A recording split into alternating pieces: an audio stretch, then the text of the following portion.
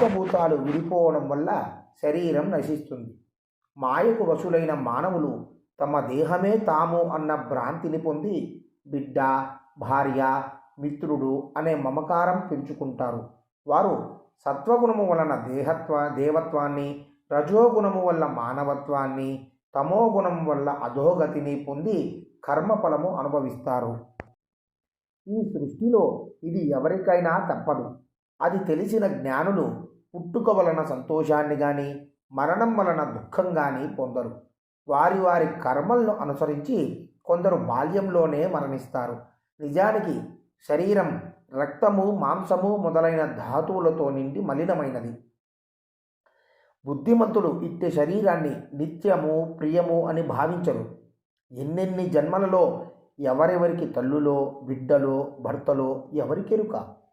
ఇతడు నీ బిడ్డడన్న భ్రాంతితో శోభిస్తున్నావు. ఆ మమకారాన్ని విడిచి శాస్త్ర విధిని అనుసరించి అంత్యక్రియలకై వారికి శవాన్ని అప్పగించు.